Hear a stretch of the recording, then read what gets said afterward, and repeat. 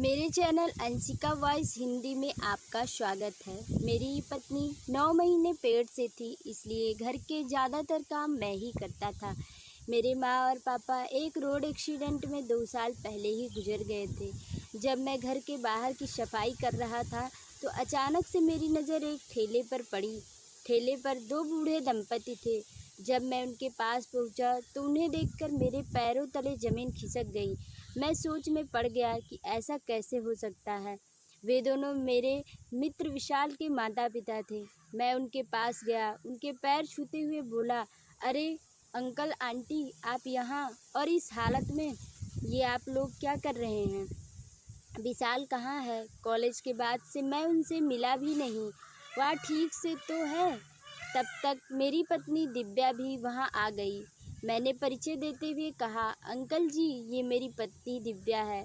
Uncle और aunty जी से प्रणाम करो। मैंने कहा, अंकल जी, आपने बताया नहीं कि आप ये सब क्या कर रहे हैं और आप लोगों की ऐसी हालत कैसे हुई? मेरे इतना पूछने पर अंकल जी रो पड़े। अरे अंकल जी, आप रोइए मत, मैं भी आपके बेटे जैसा हूँ। प्लीज़ आप हमें बताइए कि क्या हुआ। तब आंटी ने बताया कि बेटा, अभी 4 महीने हुए विशाल की शादी हुए। शादी के बाद उसके तेवर ही बदल गए। उसे मानो हमसे कोई मतलब ही नहीं रहा। कभी यहाँ घूमना तो कभी वहाँ घूमना। रोज़ घर पर पार्टी ही रहती थी और घर के सारे काम मैं और तुम्हारे अंकल ही करते थे। वो कमाता था ना, तो वो अपने आप को शहंशाह समझने लगा था। उसके अपने पसंद की लड़की से शादी की थी। हमें वो कुछ नहीं समझता था। हमसे घर के सारे काम करवाता था, हमें खाना तक नहीं देता था। बेटा, मैं काम नहीं कर सकता ना, तो वे हमारी कदर नहीं करते थे।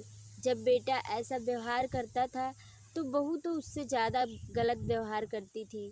हम उन्हें हमारी रोटियां भी बोझ लगने लगी। एक दिन ऐसा आया कि उन्होंने हमें घर से निकाल दिया। मैंने कुछ गहने पहन रखे थे, उन्हें बेच के ये ठेला लिया। ये सब सुनकर मैं और मेरी पत्नी दोनों रो पड़े। मैंने कहा, अंकल जी, अब बस बहुत हुआ। आप दोनों हमारे साथ हमारे घर पर रहेंगे, हमें भी फिर से माँ बाप मिल जाएंगे। अंकल जी ने कहा, नहीं बेटा, जब अपना ही सिक्का खोटा निकला तो हम तुम दोनों पर बोझ नहीं बनेंगे। मैंने कहा, नहीं अंकल, मैं विशाल की तरह नहीं हूँ। मेरे माँ पापा नहीं है तो हमें उनकी अहमियत है। मेरी पत्नी ने कहा, आंटी जी, आप हमारे साथ चलिए, और हाथ पकड़कर अपने साथ ले गई। हमारे चैनल अंशिका वॉइस हिंदी की कहानियाँ आपको अच्छी लगे तो सब्सक्राइब ज़रूर करना, और हाँ, बेल आइकन को प्रेस कर देना ताकि आगे आने वाली नई नई कहानियों के नोटिफिकेशन आप लोगों तक पहुंच सके। धन्यवाद।